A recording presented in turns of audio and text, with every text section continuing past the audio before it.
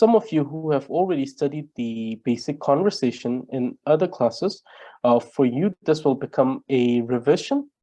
And I cannot say 100%, but I might be able to bring out some of the some things that might be new, or it might be something that you have already studied. So in either way, this becomes a revision to every one of you. And those who are studying this for the first time, then this is a new lesson to you. So, so the first one is 1. Ni. Ko nyakyugu. Ko nyakyugu. Nisa ni. So you see that there is a proper change of sound with the addition of the prefix and the suffix here. So ko, nyakyugu, ni. So here you see that the sound of nya is not changed a lot with the addition of ka, but when we add the sa, ko, nyakyugu, ni, sa, ni, you see that the sound becomes a little higher. And this is because of the change of sound due to this particular sound here, ni, which means 2. Sum, ko sashakyu suma sum, which means 3. Sum. Shi, ko shakyu shi, which means 4. Nga, which means 5. Tuk is 6. Tuk is 6. Dun. You can either say dun or dun. So both of these are correct. One has more emphasis on the na, whereas the other one smooths out the sound of na and more emphasis towards the u sound. Dun and dun. Dun, which means 7. Ge, which is 8. Ge, gu, 9. Gu, 9. Chu, 10. Chu, 10. Chu. So now you'll see that there's a little bit change in the sound, and this is a rule that is more inclined towards the spoken language rather than the written language. But still, this is something that is that can be seen very much in effect when you see the native people. So when I say native, I'm referring to Tibetan people.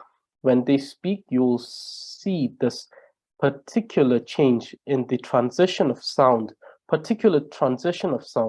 Instead of this being chuchik, you will hear it as chuk, chik, chuk, chik.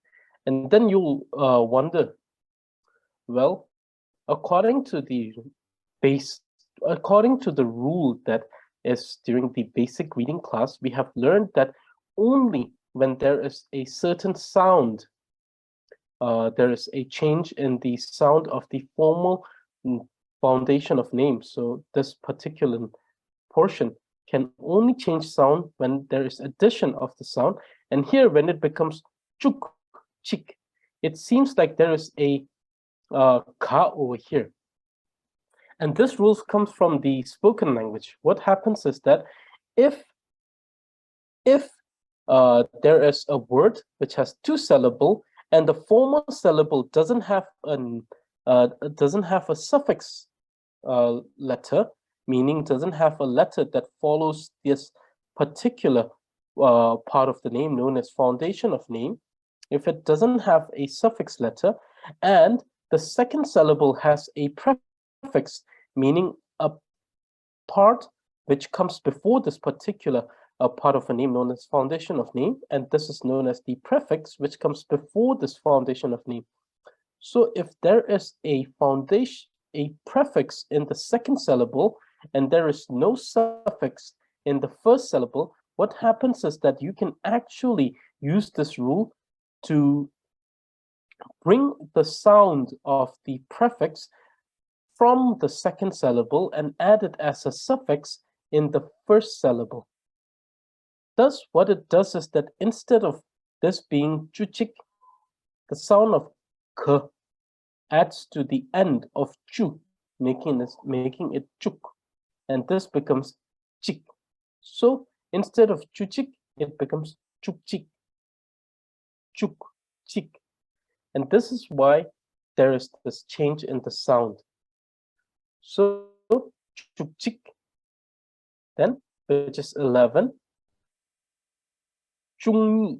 So here we see that the sound, in this case, we see that the prefix is not added here, but there is a great change in the sound due to this particular foundation of name, which is nya. And here the sound of nya goes more, it inclines more towards its more towards the sound of nga. So instead of chuni, it becomes chungni. So there is a sound of nga which is added to this particular sound, and this transition is because of the nya over here. So nya has a certain property. In certain cases, it can bring out a sound of nga before it. So instead of chuni, it becomes chung, chung, chung. You see there's which is the sound of nga. So there are certain cases where this particular letter nya can bring out a sound of nga. So instead of chuni, it becomes chungni, which is 12. Then chuksum, chuksum, chuksum, which is 13, chuksum or chusum or choksum. So sometimes you'll see that the O sound may also be present here, choksum, but normally chuksum. And the k sound is added here because of the rule that tells us that the prefix is added to the first syllable, chuksum. 13,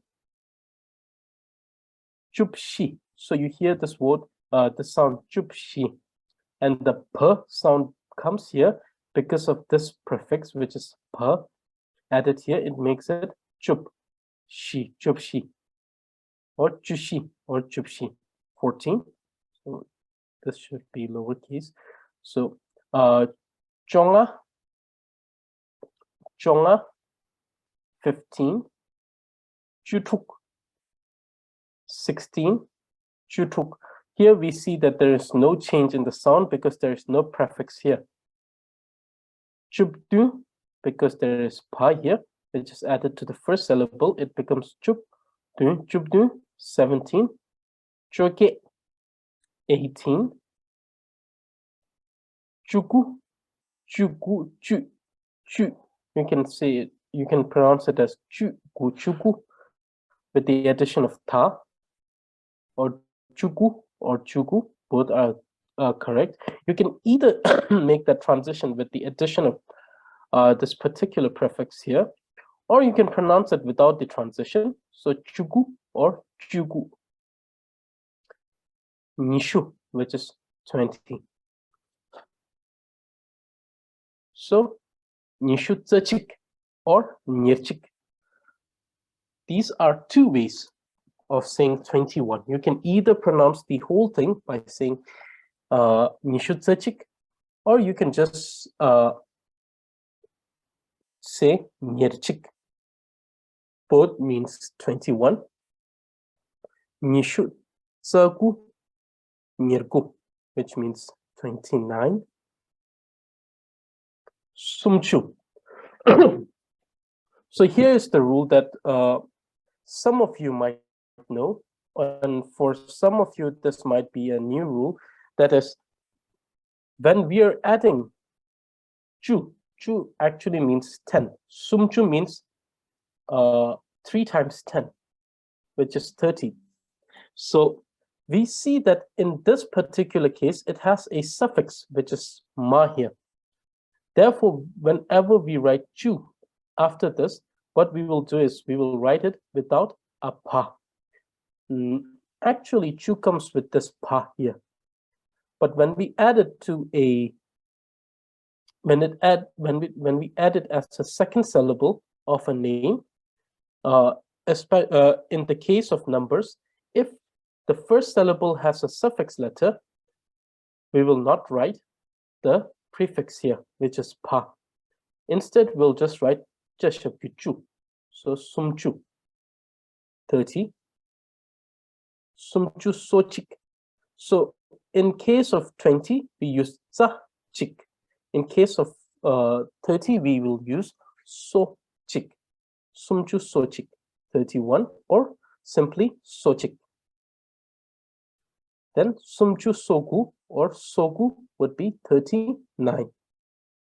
So we have shipchu. Here we have pocha shimrichu because there is no suffix here. We don't see a suffix letter here. Therefore, we use it as shipchu or shichu. We can either say shichu or shipchu. Shipchu in the case where you're bringing this prefix in and adding it to this first syllable, making shipchu or shichu, which means 40. Shipchu shechik. In case of 40, you use she. In case of 30, you use so. In case of 20, you use re. You use za, nishu zechik, sumchu sochik, shipchu shechik, or simply shechik, which means 41. Shipchu shegu or shegu, which means 49. So shipchu 40, and then when you use either she, so, or za, you just add the number that is following this particular connecting word. So if it's shipchu shegu, it means you have to add 9 to 40, making it 49. If it's shipchu shechik, you add 1, it becomes 41. Then we have lachu or lapchu. Lapchu in the case where you bring this in the first syllable, so lapchu. Otherwise, lachu, which is 50. Lachu ngachik. In case of lachu, you use nga or ngachik simply, which means 51. Then you have trukchu. Here you see that truk has a suffix letter, therefore there is no prefix here. So it is simply chashakuchu. So the rule is, if the first syllable has a suffix, then when you add chu, you don't write the pa. If the first syllable doesn't have a suffix, then when you write chu, you'll use the suffix, the prefix pa. Trukchu. So in case of trukchu re chik. Sorry, this is incorrect. So there's no pa here. So trukchu re chik or re chik simply 61. Then we have tunchu, which is 70. Tunchu, tunchik or tunchik. So for 70, you have tun. So for 20, it was za. For 30, it was so. For 40, it was she. 50, it was nga. 60, it was re. And 70, it is tun. So tunchu, tunchik or tunchik, which means 71. Gyechu, similar here because it has a suffix, so this will not have a prefix. Gyechu 80, Gyechu kechik, Gyechu kechik or kechik 81. So in the previous class of the Tree of Excellent Speech, I remember a question that was asked that what's the difference between the old and the new translation? So one thing that is that was used during the old translation is that there wasn't this type of variation that you see. Re, so, she, nga. Everything was za. So it was ngapchut zachik, shivchut zaku, sumchut zachik. So everything was just simply za. they didn't have a variation that you see here. Here you see that when it's 20, they have za. For 30, they have so. For 40, they have she. So during the old translation, everything was za. So it was nishutzacik, sumjutzacik, shibjutzacik, mobjutzacik, trukjutzacik, dunjutzacik, gejutzacik, kumjutzacik. So it was only za during the old translation. But during the new translation, for 20, it is nishutzacik, 30, it is sumjusocik, 40, it is shibjushechik, 50, it is ngopchungachik, 60, it is tukjurechik.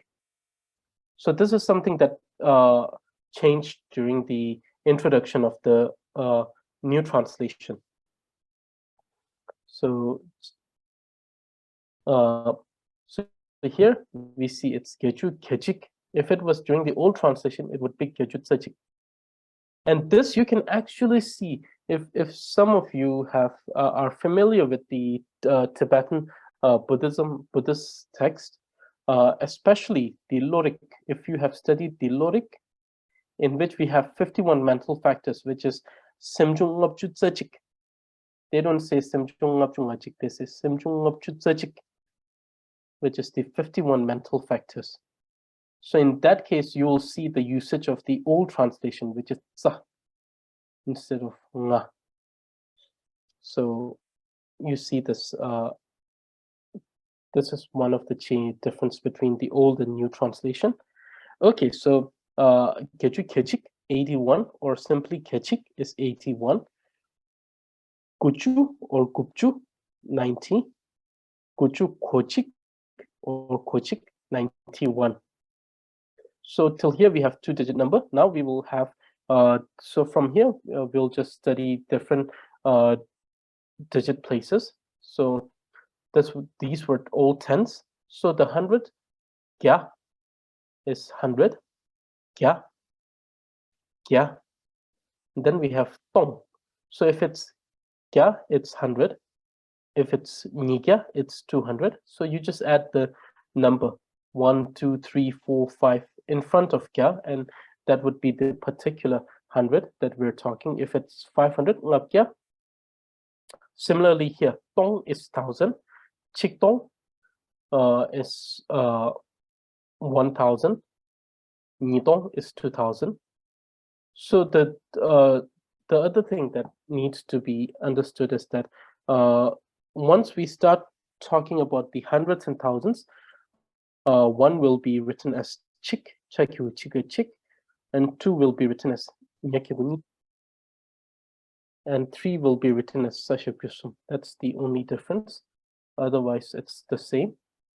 And then we have T, which is 10,000, Bum, which is 100,000, Saya is 1,000,000, Chewa is 10 million, Tungchur is 100 million, Terbum is 1 billion, Terbum Chempo, which is 10 billion, Turkti is 100 billion, and Turkti Chempo is 1 trillion.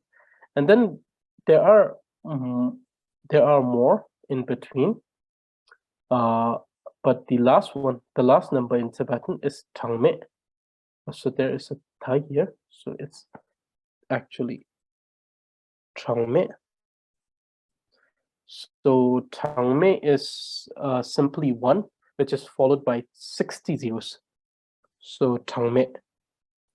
So we have other, so the reason we have a number with 60 zeros is that there are things that needs this kind of number to be used as calculation.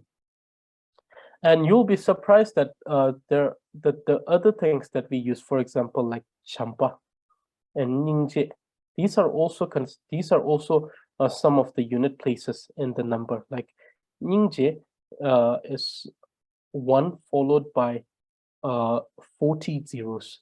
So you see that there are other number system which are known as ningje champa. So there are numbers till the 60th digit in Tibetan that we count.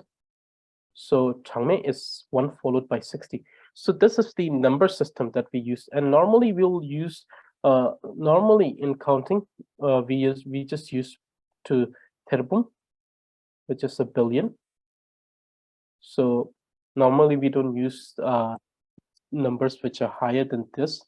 So this is the structure of the numbers that we use in Tibetan. So the thing that we learn about number is that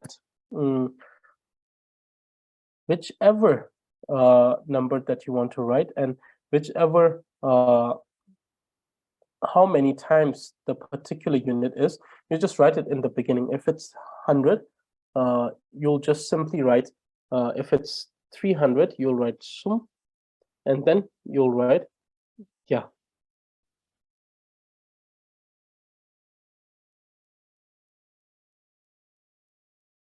So sumkya, which means 300. So the way you write is the greater the unit digit, you write it in the beginning. If you're talking about 120,500, so you first write the 100,000, followed by the 20,000, and then followed by the 500.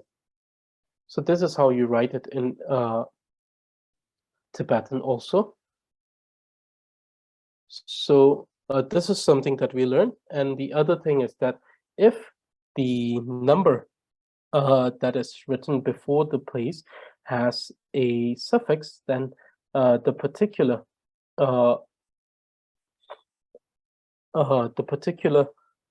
place that is written after it will not have a prefix. This is something that we learn. So these are the numbers, and you can, since you already understood how to use them by just looking at the way they're written here, then you can just add these numbers and create the numbers. Like, for example, if you want to say like 572, it will be ngapkya tunju tuni. So ngapkya tunju tuni. So this is how you construct the numbers in Tibetan. So the things like so, re, tun, kya, ko, these are only valid for the tens place. When we go to the hundreds and the thousands and the 10,000s, you don't need to particularly say re or so or ko or kya. Okay, so now let us see a small conversation between Tashi and Tsering, where there's usage of this number.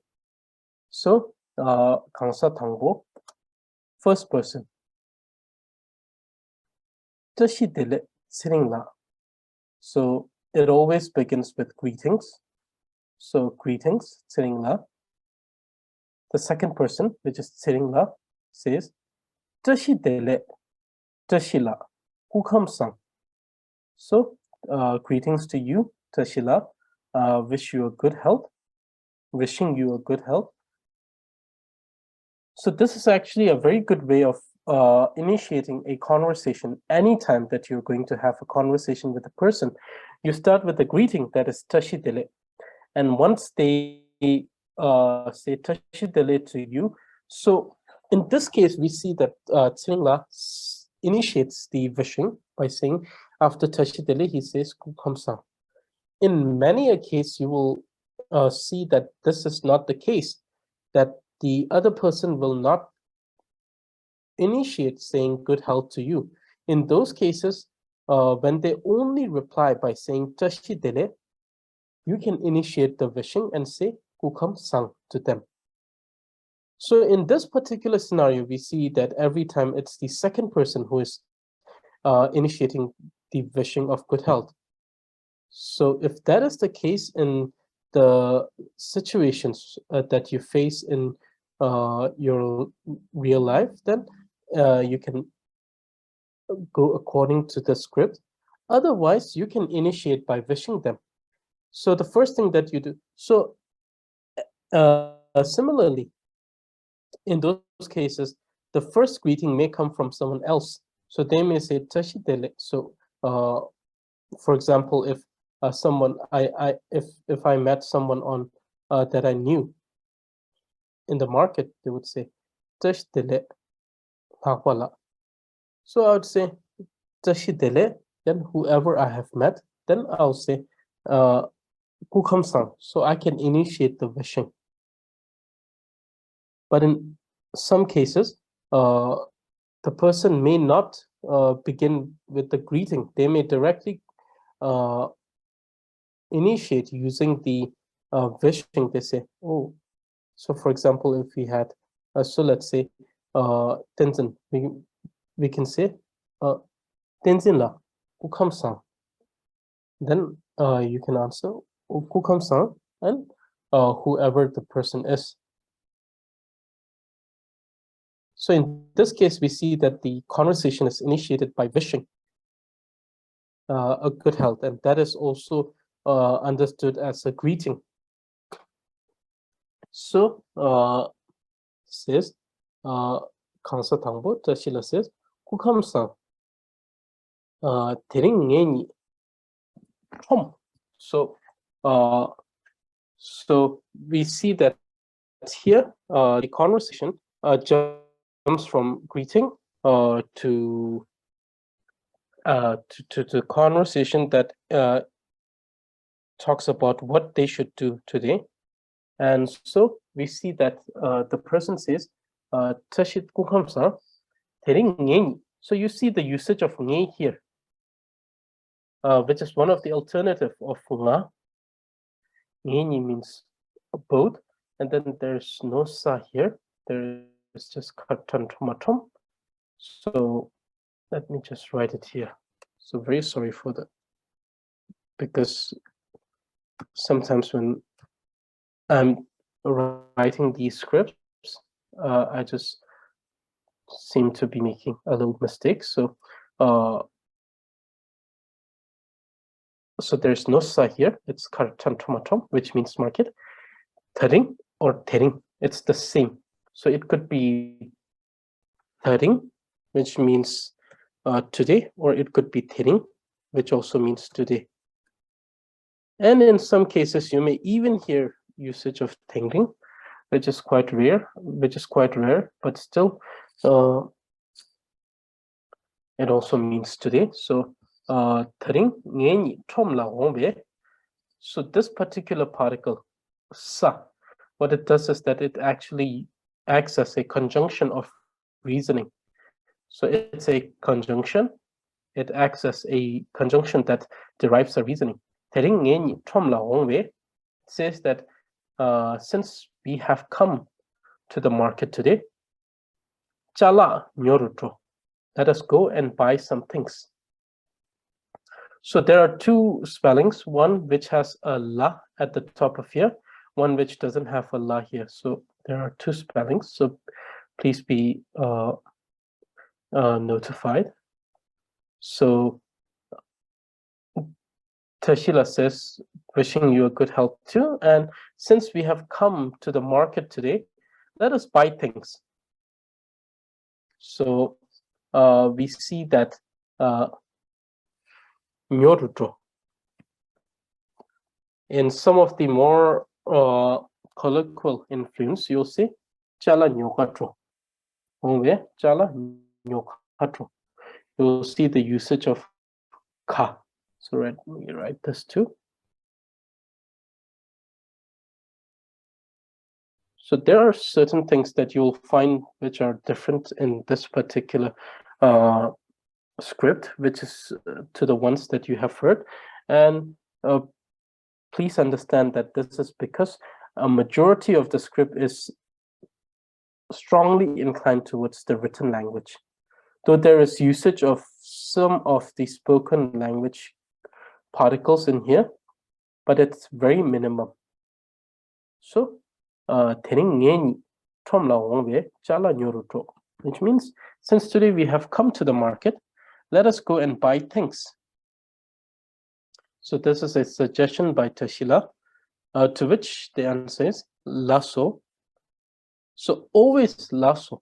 It's a very good way to acknowledge someone, acknowledge that you have heard someone speaking, either lasso, and if you agree to it, and if you think it's a good thing, then you say lexo, which is saying like, oh, perfect. So lasso. 당보 강 녀루 조이인. So you see that here I have used 강. In certain cases, you will see the usage of kare. You may see kare nyoka drogins, kare nyoka drogiin. So you may also hear people saying kare nyoka drogiin, and the usage of ki after this particular, as you see here, ki after this particular word, which is actually grammatically incorrect. Like we discussed, ngaki for my is very wrong. We'll say nge, ngai, ki. These are the three alternatives. Either use nge, or you can use ngai, and you can use ki. The difference between ngai and nge is that you see that here we don't have the punctuation, that is the dot between nga and yi. Whereas in this case, we have this punctuation, the dot, and for the last one, we see that it's ki. These are the only three correct ways to say my. Ngaki is something that has happened due to the declination of the grammatically correct spoken language in Tibetan community. And it's actually something that's worrisome and painful that's happening. So kare nyoka drokihin, sometimes you may hear this, but the actual thing, if you want to be grammatically correct, it would be kang nyoru droi in nam. And another thing that this more contemporary thing that's bringing in Tibetan language is the declination in the usage of this particular particle when you're saying when you're using a question. So it's always best to stick to the more traditional way of doing it and always bring in the particles whenever they are necessary. Sometimes it may seem too wordy, but it's more accurate.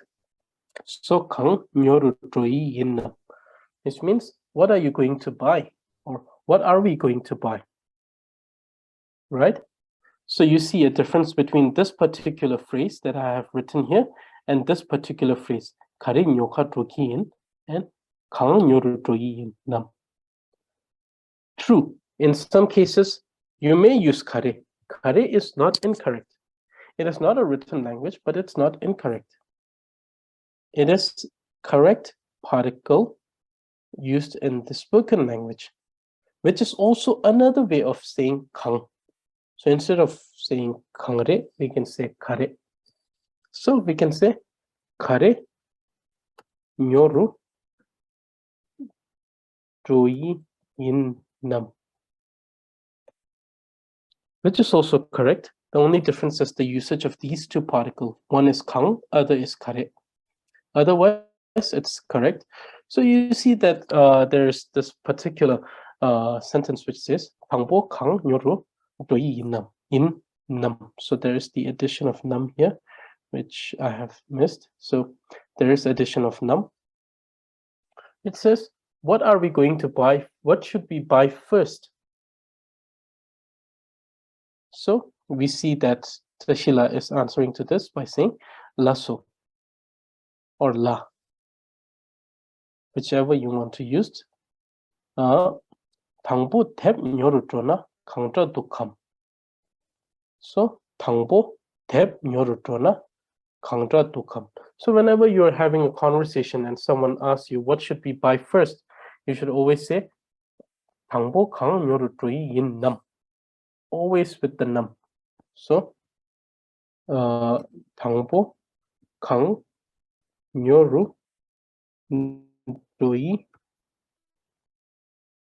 인 nam. What should we go to? What should we buy first, or what are we going to buy first? So the same meaning here. So what are we going to buy first? 당보 강요로 조이 있남. So in some case where it's very casual and in a very casual manner, and there's disregard for both the written and the spoken rules, you may hear 당보 가린 요케. So 당보 가린 요케. It's like, what are we going to buy first? But this is a very casual way of saying it, with disregard to both the colloquial and the written language rules. So personally, I would request everyone most humbly to not use such type of language, because it has no regard to the rules of the language itself, but it's very much in use. So like I said, it is very much in use, and you will see many people using it. You will hear many people using it. 당보 가린 요게. Instead of this, you can either say 당보 가래 녀루 조이인 or 당보 강 녀루 조이인. Right? So these two are correct. So I encourage everyone to use this one, though it may seem more wordy, but it's the correct way to do it. So 당보 강 녀루 조이인 남 or 당보 강 녀루 조이 당보 가래 녀루 조이인 남. So that means what should we buy first? And so we see Tashila is answering 당보 라소, which is to acknowledge that I have heard what the person has to say. 라소, which is more or less to say okay. 당보 탭 녀루드러나 강자 독함, which is how about buying some books first? So how about we go and buy some books first? So 강자 is like how.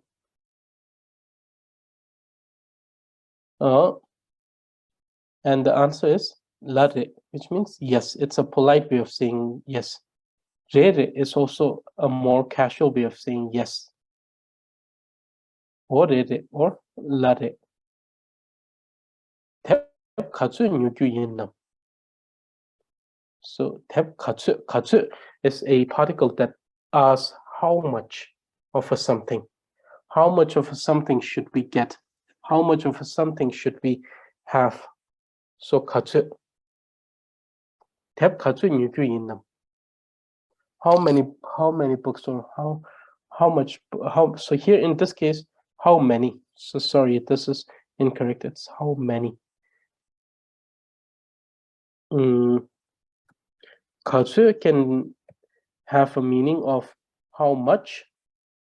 It can have a meaning of how many. It can have a meaning of how many or how much, depending on what we're talking about. So 가주 can have a meaning of how many. In this case, the books, how many. If it's like food or something, how much. Depending on whether we're talking of quantity as something that is uncountable and quantity that is countable. If it's a quantity which is uncountable, for example, if we say soup, we can say how much soup. When we say 가주, it will be how much. But if we're talking about books which can have a definite quantity, because it has a definite one unit, a quantity of a unit. In those cases, we can say how many. So, 탭 가져온 요구인, how many books should we buy? So the answer is la, which is a polite way of acknowledging that I have heard what the former person has to say. La, 탭 중요나 촉. 촉 means best. So it means it's best to buy 10 books. It is best to buy 10 books. 탭 중요나 촉.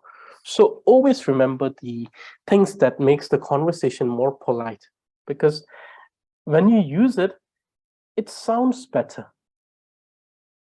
The person who hears it, to them, it sounds so much better when you're using the more polite and the language which consists of the honorifics. So, la is just an acknowledgement, but still it helps a lot in carrying on the conversation in a more respectful and polite manner. So, la, 탭 중요나 촉. 촉 means best.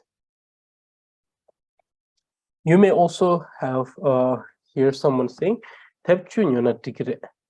탭 중요나 디그레. Let me see.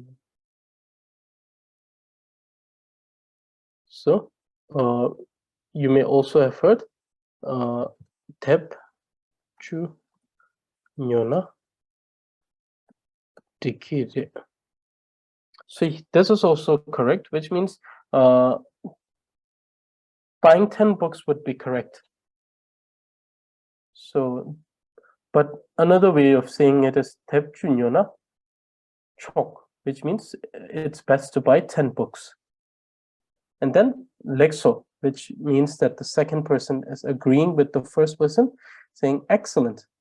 다동 강은 요구삼, which means what's next? What more should we buy?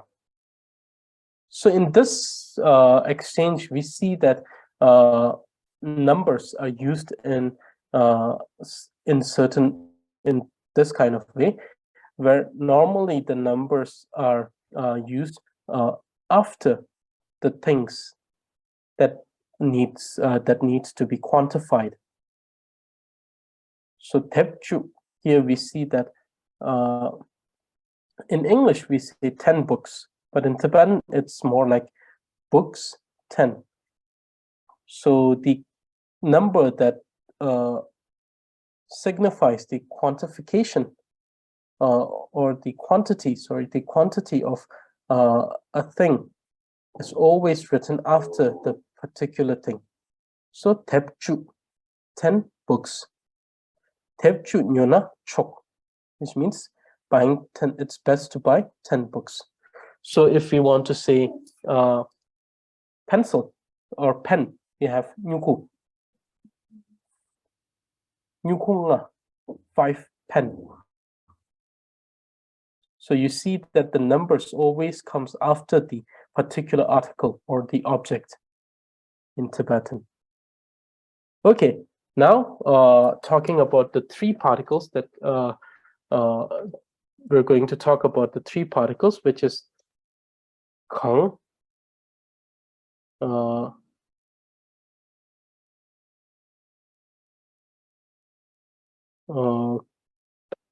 katu. So I think this will be more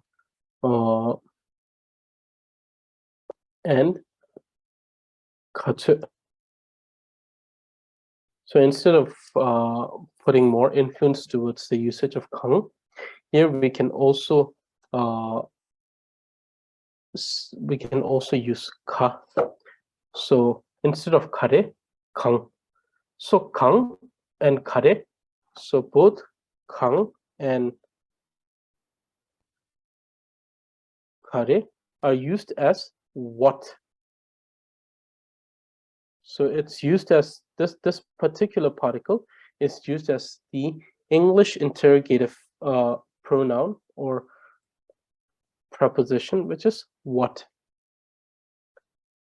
Kera mean 강하래. Kera te 강하래. Kera ki te karire. Kera ki tse kangre. What is your name? So, for example, so so the extra notes are in the chat. So I would like to request everyone to copy the things that I'm writing here. The things that I'm writing here are not in the PDF. So, kera ki tse kangre tam.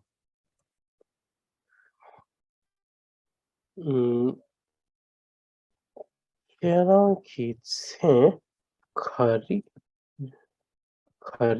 re tam. So here we see that I have used both the grammatical particle as well as the colloquial spoken language particle, kare and kang. Other than that, the entire sentence is the same. Kerang ki tse kang re tam. Kerang ki tse kari re tam. And both of these is used as what. So the sentence is, what is your name? So we're asking, what is your name? And the particular particle that here is understood as what is kang or kare, which means what. Now, if we want to say, what is this? What is this thing? What is this thing? And we would use the same particle. We would say, di kang re tam, or di kare re tam.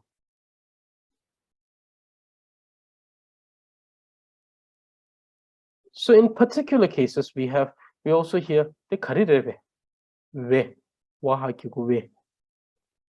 which is also a particle, which is asking what is this and making it into a question. But here we will use the more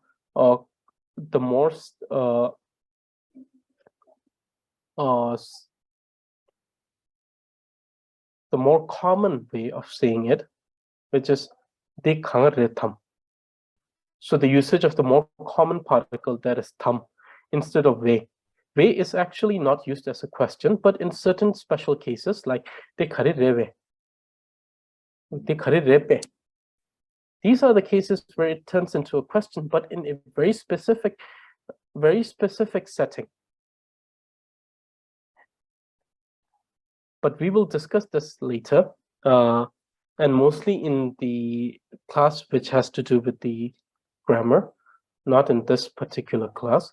In this particular class, please be notified, or please understand that the usage of tam, nam, ram will be more encouraged here because it's more common, and it doesn't require a special circumstance that these are considered to be interrogative particles. So, di kang re tam or di kari re tam, where kare and kang becomes a particle that asks what is this?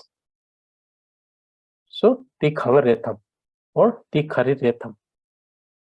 So, kang or kare is used as what. So, now the second particle, which is katu. Katu is to be understood as when. So, katu. Tu, ka or kang is more or less asking a question of what, when. It's more like what, and tu is time. So it's a question related to time that tells us when something has happened. Katu, kangtu, katu, either katu or kangtu. Both of these are correct. But katu is more, it's used more often, and it's more familiar with people who have studied the spoken language a little bit.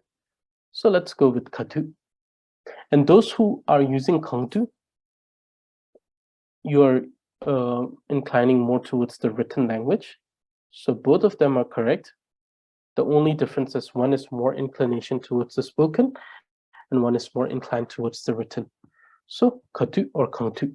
So we say, okay, let's say.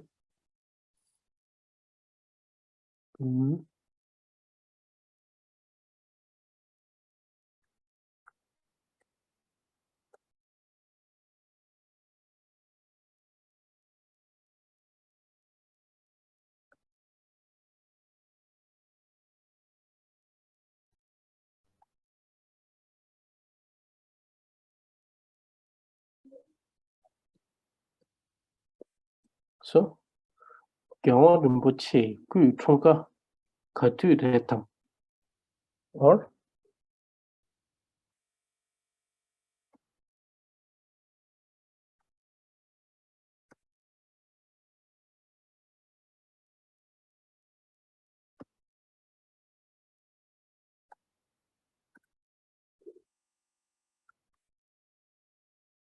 so everything is the same. The only difference is the particle. Either you say Katu or Kangtu, which means when. So this particular sentence means when is the birthday of His Holiness the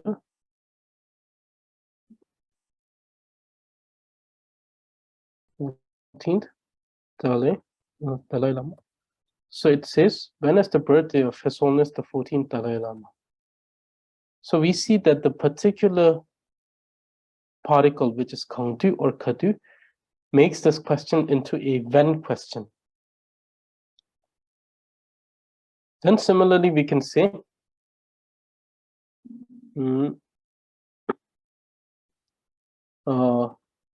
Sagadawa Katu Retam. Sagadawa Kangtu Retam. Which means when is the month, when will the month of Sakatawa? So when is the month of Saka?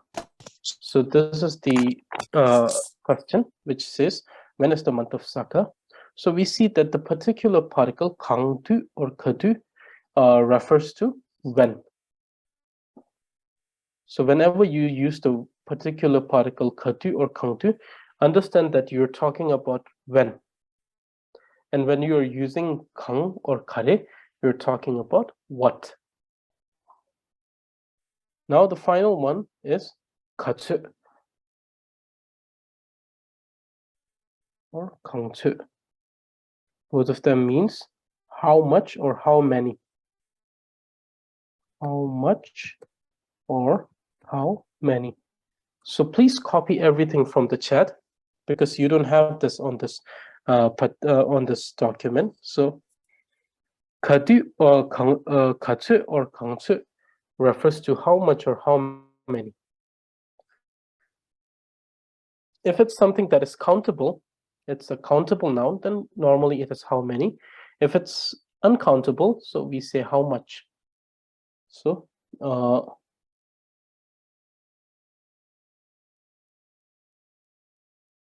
Kera Momo Katsu Sai Innam. Or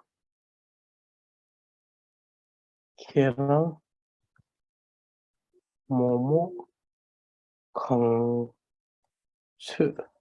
Sa Topam. So the first one is how many momos will you eat? The second one is how many momos are you able to eat? So how many momos will you eat? And the second one is how many momos can you eat? So the difference is the usage of tup talks about the abilities, but kangzu and katsu are the same, which is how many in this case, because momo is a countable noun. You can count how many momos, so it becomes a countable noun. So how many momos will you eat, or how many momos can you eat? But it means this particular particle, katsu or kangzu, talks about how many or how much.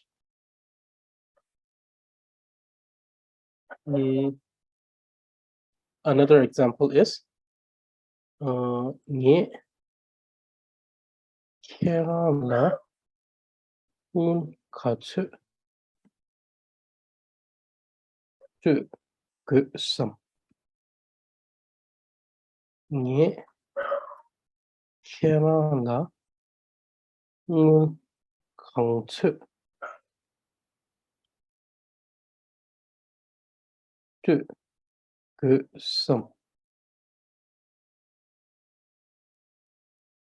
Which means how much money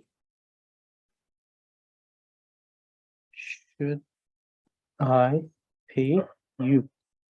Or how much money do I have to pay you?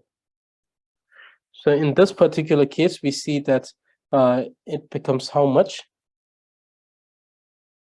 So therefore, it can also be understood as how much or how many. So katsu and kangsu are used as how much and how many. Katu and kangtu are used as when, and kare and kang are used as what. So these are the three particles that I wanted to introduce today, which are used in the spoken language. So these are the particles, some of the particles that we will discuss in this particular class, which is of the conversation, but will not be touched during the grammar class that's going on, because it's not the subject of coverage in that particular lesson. So therefore, some of these particles you'll only learn in this class. So make sure that you pay more attention to those type of particles. And when those particles are being taught, I will make sure to say that I'll make sure to tell you that these are the particles we're only going to study in this lesson. So therefore, these three, except for kang, all the particles that were discussed today are only going to be subject of this this particular lesson. So therefore, make sure you pay attention to them. And if you have any questions, make sure to ask away. So this is it for today. So before we call it a day, if there's any questions regarding today's lesson, please ask away. So any questions regarding today's lesson? So if you have any questions, please ask away.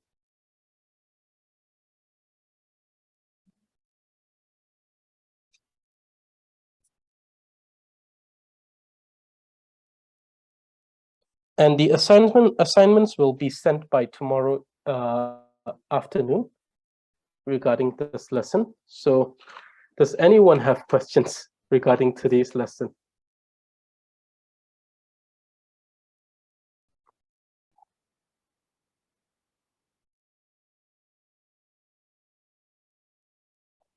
So no one? So no one has questions regarding today's lesson? Lasso. So if no one has questions regarding today's lesson, make sure that you make sure that you take down these notes from the chat that you have here.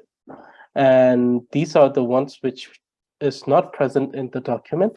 And the changes that needs to be made to the documents will be made and sent to everyone. It will be available in the Drive, our class Google Drive. And the other thing, in the Google Drive, the videos that are being uploaded will be taken down soon. So if you want to watch those, please make sure that you watch it there, and I'll make sure most of those are available in the YouTube also. And the other thing is that the audios will still be there. So you can always listen to the audio for the basic conversation class that we're doing. And the other thing is that today we also have to introduce 10 honorifics, which I will send in later, and I will just send those with a voice message explaining what each of these words means. And for those who have joined me for the grammar class, you know that you still have to memorize that one text. And those who are in the basic conversation class, if you want to improve your spelling and vocabulary, if you want, I can actually give you one text to memorize. It's a text which solely focuses on spellings and the vocabulary. So if you're interested, I can give you. I can take an extract of that. The thing is that the text starts from ka, and there are many words which starts from ka, and then it goes all the way to a. And it consists of yes. So now that you have asked me to send it, the thing is that I will send it, and you'll have to memorize it. And I'll make sure that we have a certain class where I actually give you quiz on that particular text. So I'll start with ka, and I'll send the ka portion, not the entire ka portion, but probably 1 or 2 pages on the words which has ka by today or tomorrow afternoon, before tomorrow noon, sorry. I'll send that plus the assignment to you. And that particular portion that I will send, I will read that particular portion and send it in the group that we have of the conversation class. You can listen to that and you can read. And what it will do is that it will help you with the spelling. It has spellings. For example, the very first line is kara kushu shesetang. Kara kushu shesetang kawa ko kakyangis, which means the word like kara, which is the sugar, kushu, which is the fruit, and koa, which is the leather. Kakyang means these are all words which is just a simple ka. It doesn't have a suffix or a prefix or any other thing. It is just a plain ka with vowel. Kara, kushu, koa. So the thing is that the text will continue like this, and it will tell which word has such spelling and which word has another type of spelling. So it teaches you about the spelling. So yes, I will send it to you. So it's actually called tagi.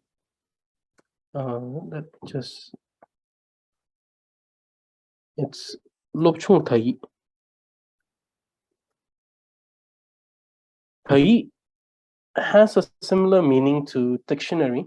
So it's more like less Tibetan dictionary, but with the spelling rules. So I will send it to you. I will read the portion that I will send in the group so that everyone can listen and then they can continue. And I'll make sure that this time I read it very much slow than in comparison to the one I did with the Tree of Excellent Speech. So I'll read it slowly. So I guess this is it for today. And I will see every one of you on the next class. It's on Saturday, is it? So I'll see every one of you on Saturday for the conversation class. And those who will join me for the grammar class, I'll see you on Thursday. Is it Thursday?